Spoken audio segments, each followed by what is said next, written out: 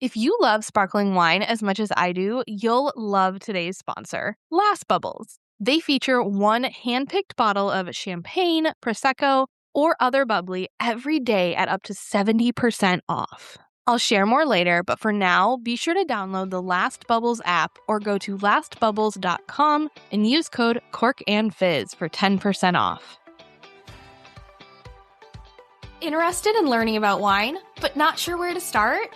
You're in the right place. Welcome to the Cork and Fizz Guide to Wine podcast. I'm your host, Haley Bowman, and I'm so glad you're here. I'm a wine enthusiast turned wine educator and founder of the Seattle-based wine tasting business, Cork and Fizz. It is my goal to build your confidence in wine by making it approachable and lots of fun. You can expect to learn everything from how to describe your favorite wine to what to pair with dinner tonight, and so much more. Whether you're a casual wine sipper or a total cork dork like myself, this podcast is for you.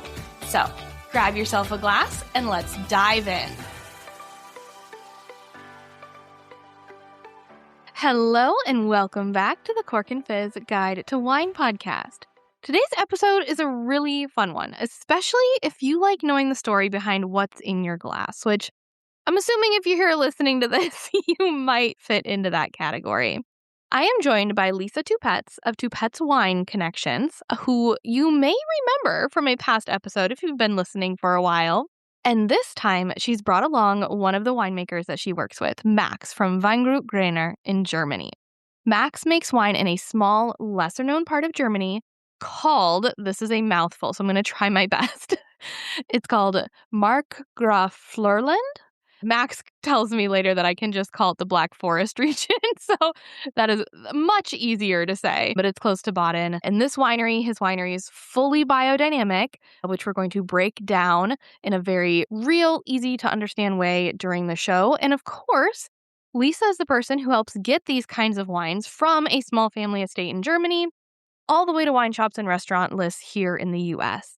So today we're talking about how these wines are actually made, what biodynamic farming is, how Lisa first discovered Max's wines, what it's like for a winemaker to hear these wines introduced to an American audience, and so much more. So without further ado, let's get into the interview.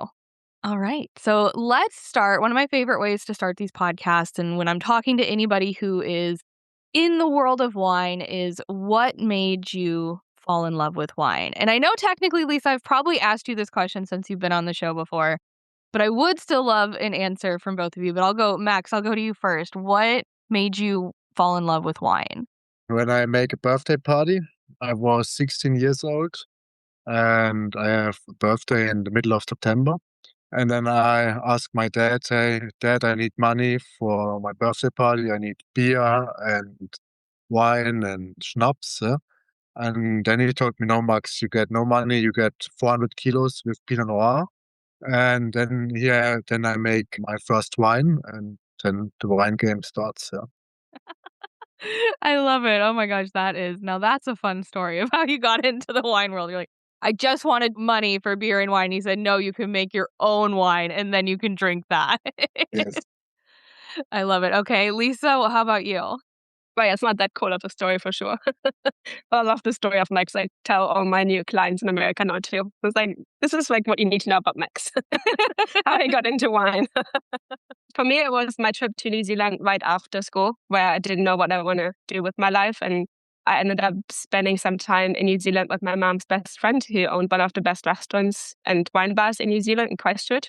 And so my first contact with wine was back then with a really amazing French sommelier who taught me a lot about how to taste and drink wine. We kind of started with like sweet wines, like off-dry wines, and then moved our way to the drier wines and everything. And it was just like, this is, very interesting and cool. And then we would do the food and wine pairings too. And then like a visit to a winery out in Biopura Valley, just outside of Christchurch. And that was like, to me, like my very first time actually visiting a proper winery, seeing vineyards and everything. Because I come from Cologne, there aren't any vineyards close by.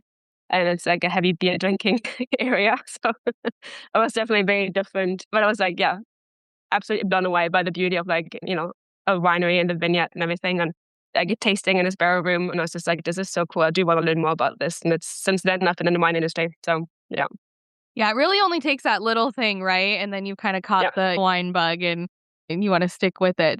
Just a quick reminder, you are not on my mailing list yet. What are you waiting for? I would love for you to join.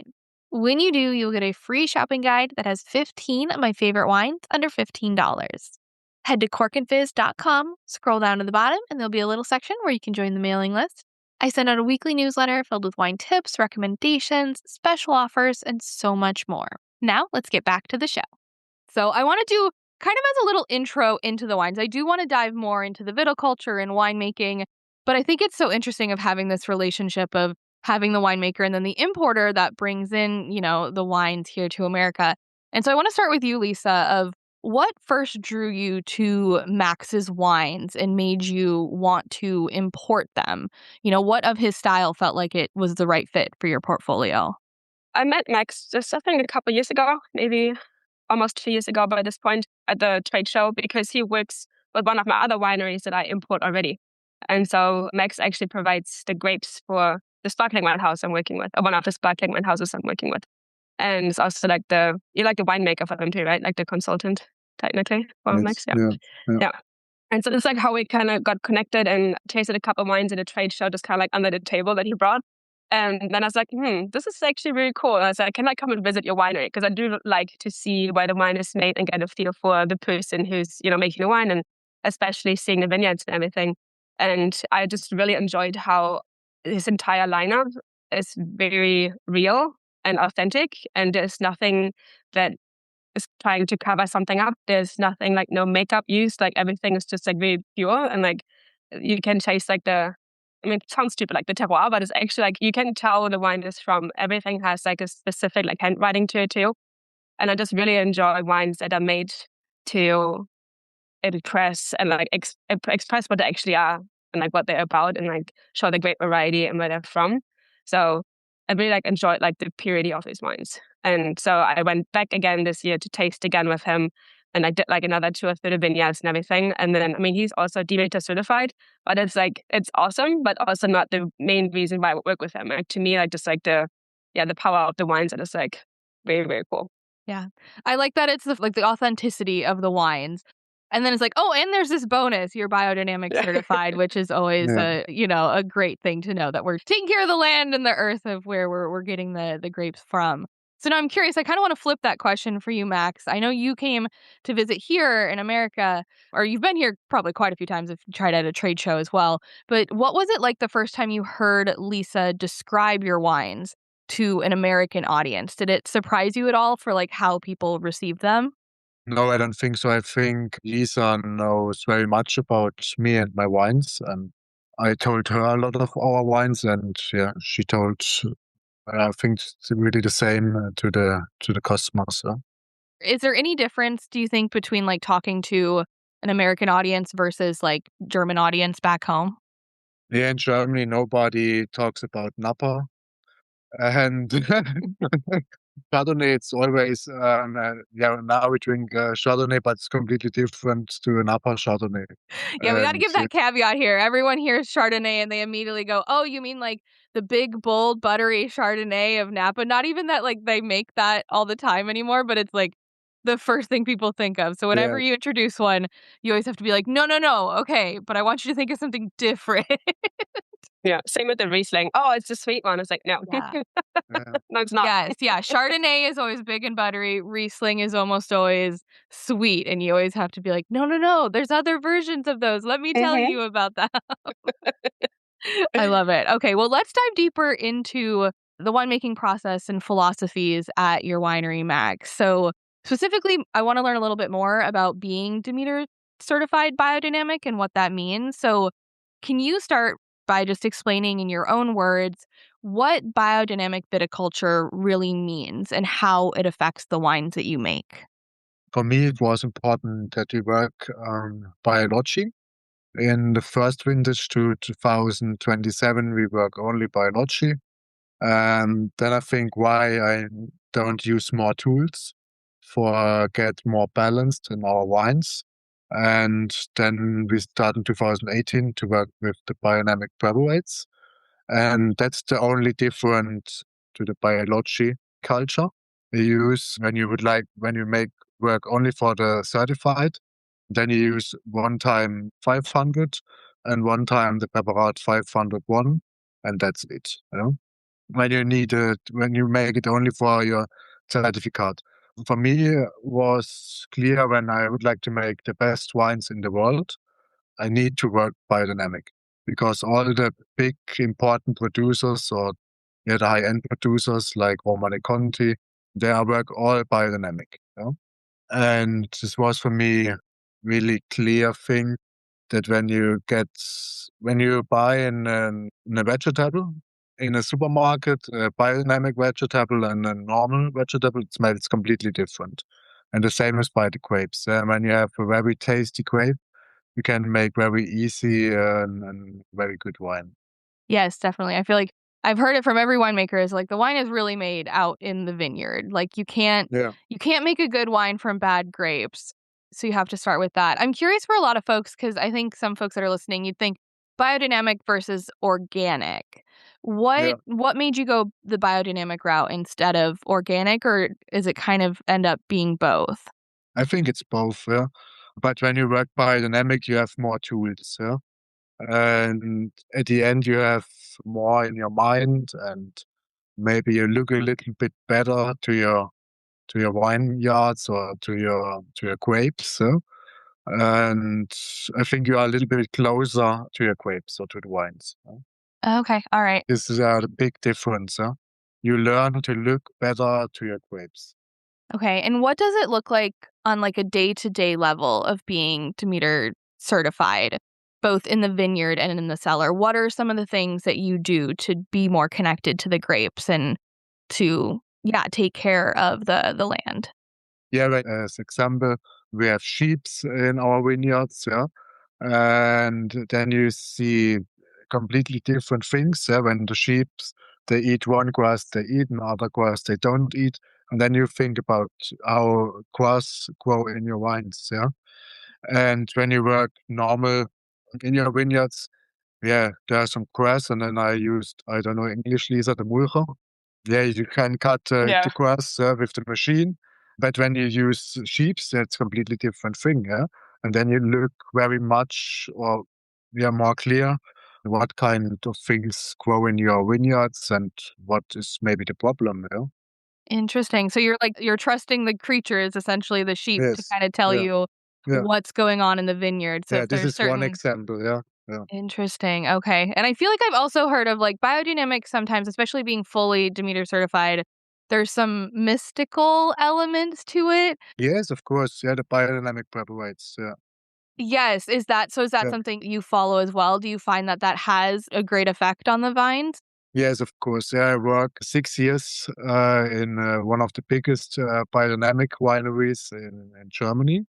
And there we work a lot with the ground and with the biodynamic preparates. And there we look at one time per year in the ground. We make a hole and look at the structure in this ground. And it was amazing. Yeah. You have 35 centimeters full life. Yeah.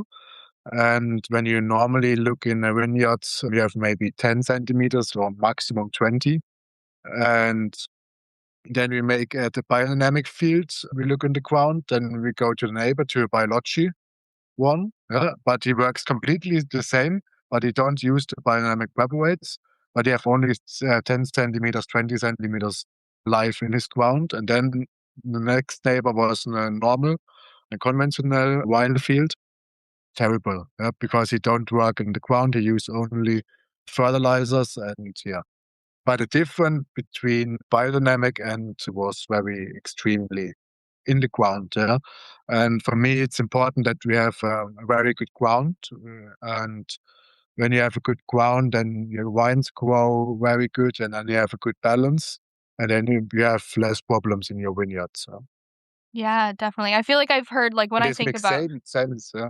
Also, Yeah, no, it's I mean, very the proof easy. is there. The proof is there of like you're like looking at the soil and because when you think about I always think about, the best vineyards, like their roots go down pretty far. And so if you can have good soils that go down deeper, it sounds like that is a major benefit to Yes, now of the course. quality of your grapes. Yeah, and now when you have a good ground, you can save more water when it's rain. Yeah. And when we have 6 weeks very hot and only sunny, then we have enough water in the ground. And 2 years ago, everyone in our region has yellow leaves on his wines, but in our vineyards they are green, yeah, because we have a lot of more humus in our ground, and it's crazy, yeah. And this after 7 years, so yeah, Wow. Okay, yeah. so it sounds like a lot of benefits, but now I have to ask on the flip side, are there any major challenges when trying to farm the grapes biodynamically? Yeah, you have every year more risk, but that's normal. But when you get the fair money for your wines, then the risk is okay. Yeah. And when we have very bad years, then I hope we have in the next year or next 2 years a good year, and then we can, yeah, work with this risk. Yeah. Yeah. It's always so wild to me when you think about other industries of work. You don't talk about like, oh, we're just like, if we have a bad year, hopefully the next year will be better. Like everything relies on like a single year of like, okay, this was a great year, so it's good. And then the next year's like, okay, that wasn't as great. We'll just hope for better in the next year and how much you have to rely on stuff. I'm curious, Lisa, you mentioned that biodynamic is not something that like you absolutely like would go for. That's not the first reason you would look to a winery. But have you found that it is a benefit when talking to American consumers or when selling wines to be able to note that they're biodynamic? Is that a plus or are people still learning what that means? Today's podcast is brought to you by Last Bubbles, your online destination for incredible sparkling wine at unbelievable prices. If you know me, you know I'm a total sucker for a great bottle of bubbles. Sparkling wine should not be saved for special occasions. Instead, I think you pop bubbly to make the occasion special. Plus, it pairs with everything from oysters and caviar to popcorn on Tuesday nights. So it's honestly a no-brainer to keep a bottle chilled and ready in the fridge. Last Bottle makes that easy by featuring one hand-picked sparkling wine every day.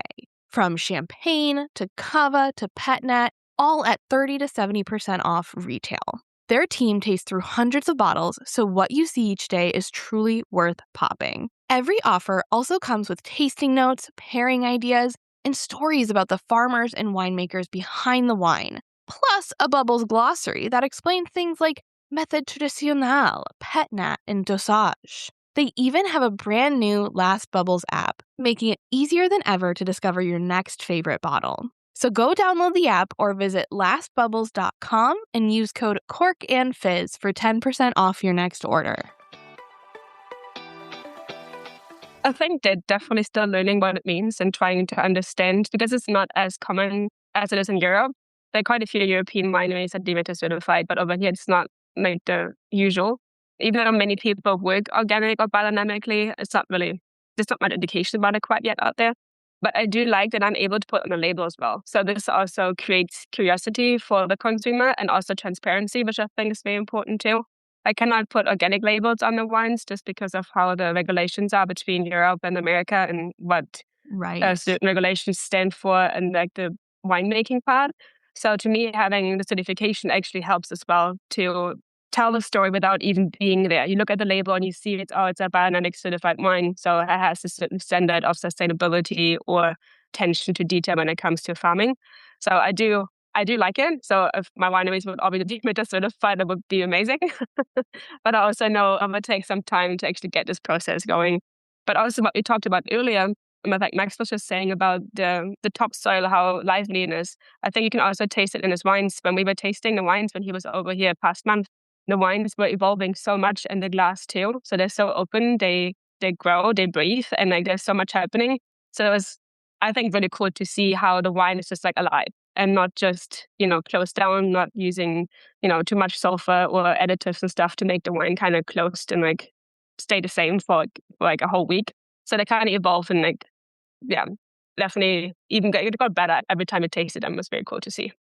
I feel like that's one of those things that makes wine so cool, right? At least to me, that's one of the reasons why I've loved wine is because it does have that ability to change and also the complexity of flavor, right? When to me, any wine that I'm like not a fan of is usually because it's like single flavor, you're not getting much from it. It can be kind of boring. And so being able to have a lively wine that has a lot of complexity. And like we said, it can't just be from the winemaking. It has to come from the vineyard as well. And this biodynamic farming helps do that. It is interesting too, Lisa, that you bring up the fact that, yeah, even if a wine is organic, can be labeled organic in Europe, because the laws are different in the US versus Europe, you might not be able to say the same thing here. And it mostly just has to do with how much sulfur can be added at the end, or how many sulfites can be added at the end. And it's too bad that like you can do all of this and then you won't get to communicate that to the consumer unless you are there talking to them. Yeah, slightly frustrating.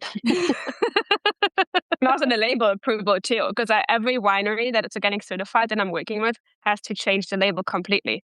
I cannot even like, it's like illegal to be on the label. So they have to either relabel or, luckily I'm ahead of time and I can, plan ahead and tell them, okay, this is what I probably need. Don't label them, wait for me and get like the US label ready to do it. So, yeah. Yeah, that would make a difference. Wow. Okay, let's dive into the grapes that you focus on, Max. So I saw, based off on Lisa's website at least, I saw Pinot Noir, Chardonnay, and then Chasselas. And is Gutedel, is that the name of a grape variety? Okay. Yeah. Okay. Oh, so that's the same name, the same as Chasselas. They're just okay. I was like, I have not seen that word, that grape variety before. But first, just starting, how do you decide what grapes to work with, or which grapes and which styles to focus on? At the beginning, I planned my winery when I studied viticulture in Geisenheim. And there I make all the plan for the winery. And at the first ideas, I don't like to make good ale, because in our area, it's not normally good ale is a very easy wine.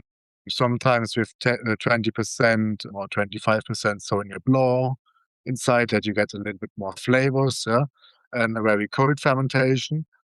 But then I think about it when I would like to talk about terroir, when I would like to talk where I'm from. There it's important to have the main variety. You know? But then for me it was clear we can sell it better when it's don't call it Chasselas, don't call it Gutedel. Because of that we call it Chasselas. And there we make a fermentation in big oak barrels, 1,200 liter. And we leave the wine for 1 year on the full yeast, and then we bottle it unfiltered with a little bit sulfur. Yeah, that's it. By Pinot Noir and Chardonnay, we have a lot of Pinot Noir in our farm. Yeah, and for me, it's Pinot Noir, one of the important wine variety. And yeah, and Chardonnay is for me this white wine who works in the next, I think, 100 years in our area. And because of this, it's very important for us. And now we plant a lot of Chardonnay. Yeah? And by Pinot Noir and Chardonnay, we make a battle with the Burgund. Yeah? All over the world, nobody would like to buy one bottle Burgund for more than 100 euros. Yeah? And this is our big, this is how it works so good to sell Noir and Chardonnay, because we make very good quality for around 20 or 35 euros. And yeah, this is a very good price point, and yeah, because of this, it works very good. Yeah. Yeah, I was curious for your farm. You mentioned that there's a lot of Pinot Noir on it. Did you inherit the farm, purchase the farm? How did you start with it? And then it sounded like you planted Chardonnay grapes later. My father has a fruit farm, a very big fruit farm, but we are very focused on cherries, and we have only 2 hectares wines, and these wines we sell to a big company. And then in 2017, we start with around 1 hectare with grapes to make our own wines, because you get in the big company around 35 cents per kilo. It's crazy. And then we start to make our own wines. And the deal was my father work in the vineyards and he make what I want, and then he get a fair price for his grapes, and I make all the wine process and selling the wines. But then my father dies in 2017, 2018. There was 25, yeah, and I have the whole farm.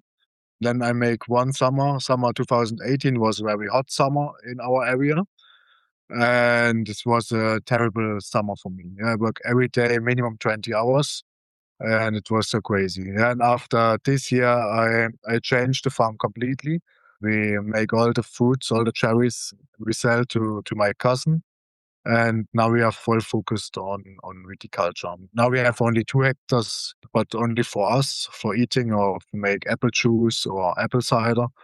And now we have around 10 hectares, 10 and a half, 11 hectares wines. And now we are the full focus of wine. Okay, I feel like that's probably much simpler to be able to focus on one thing instead of having Yeah, of course. Yeah. the Yeah, entire but farm. when you think about a biodynamic farm, it's better you have cows and sheeps and maybe you have food and all the stuff, yeah. You have your own circle and yeah. You still have the cherry trees and everything around the vineyard, you just not taking care of them, or has it not been around that anymore? No, it's around the vineyards. In our area, we have not a big monoculture. We have 1 or 3 hectares wines, then comes 1 hectare with fruits, and then we have another 1 hectare with wine. Our area is very nice, yeah. But I sell the fruits to my cousin, and now he works with this. Sure. I feel like that does make it easier, like you said, to farm biodynamically because you're already kind of set up for the fact that it's not just grapevines in the Yeah, vineyard, or right. You already yeah, of have kind of course. all those Yeah, other things working together, and they at least my understanding of biodynamics is like that's kind of one of your goals is for everything to work together and to not just take from the soil for your vines. You also want to, yeah, give back in some way or have some give and take between the different things that you're farming. yes, of course. Yeah. Okay. All right. Now I'm curious, Lisa, in the American market. So, Pinot Noir, Chardonnay, those are quite familiar grape varieties. We understand those. We know for, even like wine enthusiasts, we think of Burgundy, and it's always fun to try it from a different region. But Chasselas and Gutedel especially. But I noticed the wine is labeled as both Chasselas and Gutedel.